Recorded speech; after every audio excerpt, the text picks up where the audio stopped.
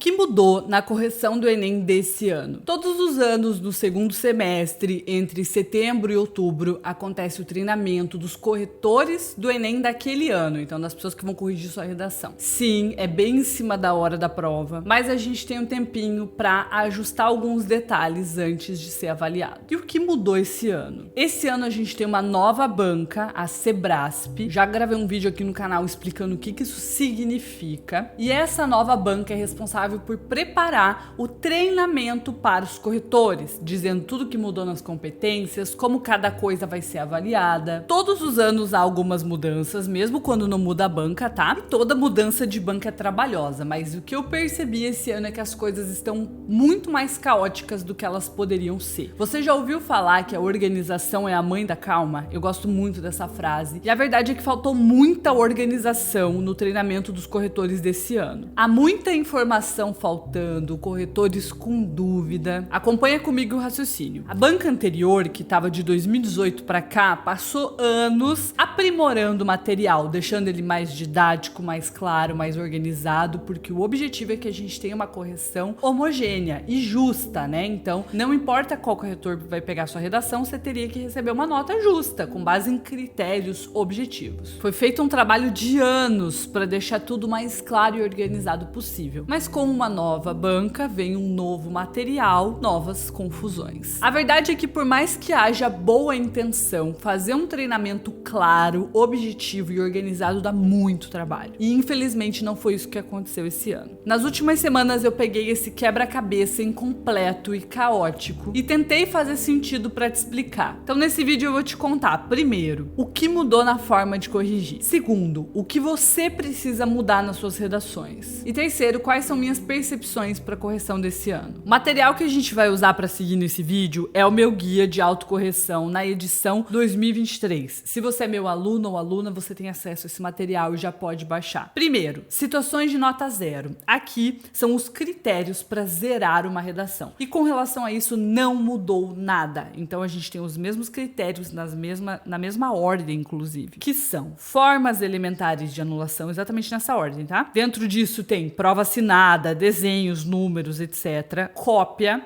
da proposta de redação ou das questões objetivas no dia do Enem. Fuga do tema, fuga ao tipo textual, então se você escrever um poema ou um hino de time de futebol, uma receita de miojo, é aqui que você vai zerar. E parte desconectada, os mesmos critérios na mesma ordem. Competência 1. Na competência 1, a gente tem a mesma matriz de referência e a mesma grade específica, que são duas tabelas que organizam os níveis. Então, a gente vê aqui que a competência 1 vai do nível 0 ao nível 5, cada um valendo 40 pontos. Então, continua igual. A gente tem os mesmos níveis, a mesma descrição de cada nível. O que mudou é o seguinte, esse aqui é um mapa mental que eu fiz para competência 1, com base na grade anterior, né? É o mapa que a gente tinha. A gente tinha falhas de estrutura sintática e desvios, como os dois grandes grupos de norma padrão, né? De gramática, que a gente vai avaliar na redação. E a partir de agora, aconteceram algumas mudanças com relação a isso. Então, primeiro de tudo, as falhas de estrutura sintática e os desvios gramaticais se juntaram numa coisa só,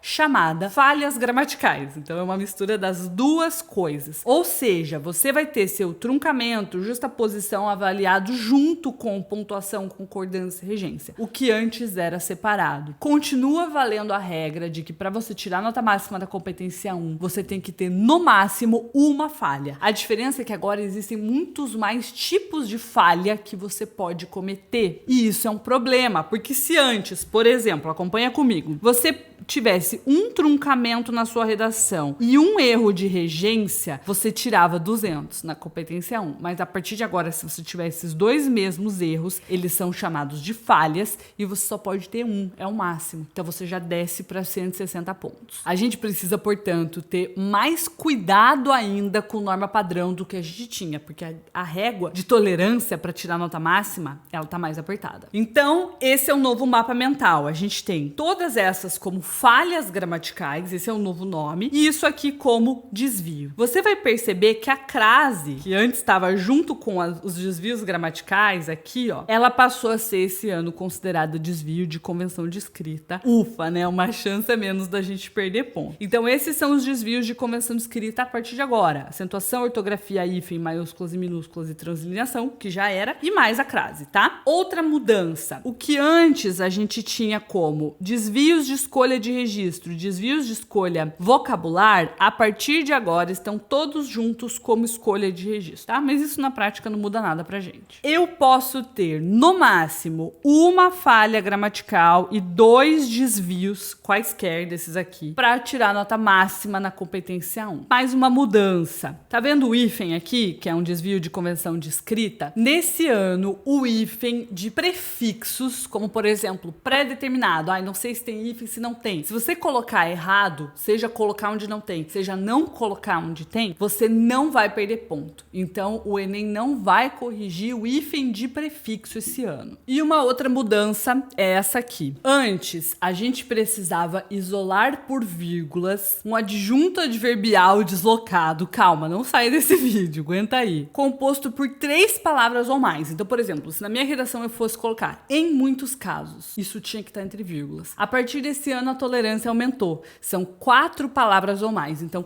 em muitos casos, não precisa estar entre vírgulas, mas se eu vou colocar na maioria das vezes, são 4, precisa estar entre vírgulas. Essa tabela com todas as mudanças também está disponível se você é meu aluno, minha aluna, de qualquer curso para você acessar. Aqui estão listadas todas as mudanças de todas as competências que eu tô falando nesse vídeo. Eu sei que você vai querer revisar isso em algum momento. Competência 2. A gente tem na competência 2 a mesma matriz de referência e a mesma grade específica. Então, não há mudanças de forma geral. As coisas continuam sendo avaliadas da mesma forma. Porém, dentro dos níveis da competência 2, tem alguns detalhes que mudaram. Então, presta atenção aqui. Primeira coisa. Esse ano, a banca espera que você recapitule a sua tese na conclusão. Até ano passado, a gente gostava de redações que recapitulavam a tese na conclusão, porque elas demonstravam projeto de texto, algo que era avaliado na competência 3. Mas esse ano, na competência 2, isso vai ser olhado obrigatoriamente. Então, o que isso muda pra gente? Nada, porque a gente já faz isso. Se você segue o método LP,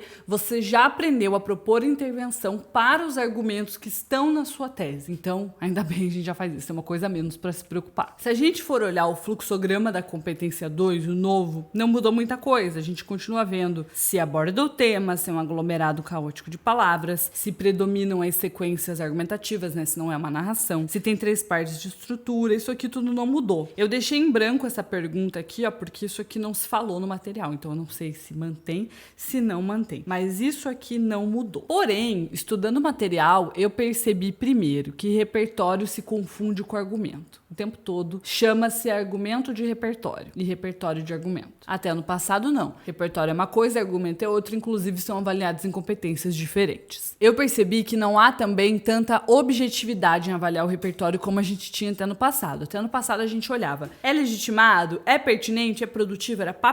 Assim, é uma avaliação super objetiva. Mas esse ano no treinamento não ficou algo tão objetivo assim. Uma outra impressão, me parece que há uma preocupação com o todo da redação. Isso você vai perceber que eu vou falar não só nessa competência, tá? Então, assim, até ano passado, o melhor repertório era o repertório que a gente avaliava, né? O melhor repertório levava a nota pra cima. Mas o que eu percebi nas análises, nos exemplos que eles dão, é que há uma preocupação do repertório da redação como um todo. O que isso significa pra gente? Que mesmo que a grade e a matriz sejam a mesma, mesmo que esse fluxograma de avaliação seja o mesmo, esse ano a gente vai ter que ter uma preocupação em escolher cada repertório. É uma coisa que eu sempre falo aqui sobre a importância do projeto de texto, a importância de você escolher um repertório que faça sentido, mesmo que seja um repertório que serve pra qualquer tema. Não é esse o caso. Se você escutar alguém falando que esse ano não pode usar argumento padrão, repertório coringa, isso não procede, não tá na grade. Mas o que eu percebi, que o repertório tem que ser bem escolhido. Então, não dá pra eu pegar qualquer repertório e forçar uma conexão na hora. Eu preciso demonstrar que tudo fez muito sentido na minha cabeça, sabe? Então, eu não posso pegar qualquer coisa e colocar na redação. E já era assim ano passado. Mas me parece que esse ano vai haver uma preocupação maior com isso. Cada repertório precisa estar estratégico na sua redação. Você precisa primeiro fazer o projeto de texto, escolher a melhor opção. Você precisa ter mais do que um repertório na cabeça para que você possa escolher o que faz mais sentido. E já era assim antes, mas eu acho muito importante reforçar com você isso, porque me parece que vai ser mais avaliado. Além disso, caprichar no uso produtivo de cada repertório. Uso produtivo já era uma coisa avaliada, mas eu percebo que até no passado, se eu colocasse um conectivo depois do repertório, já valia.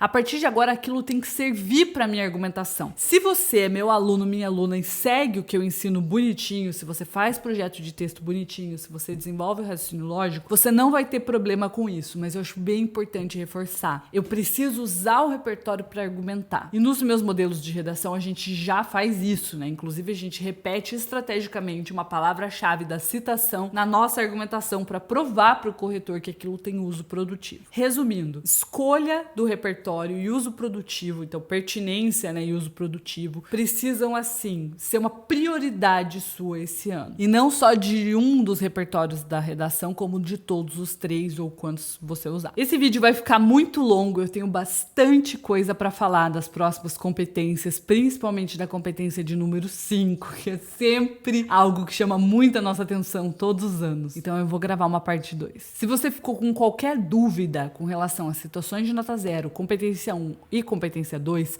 se você escutou algum boato e quer confirmar comigo se é verdade, coloca aqui nos comentários.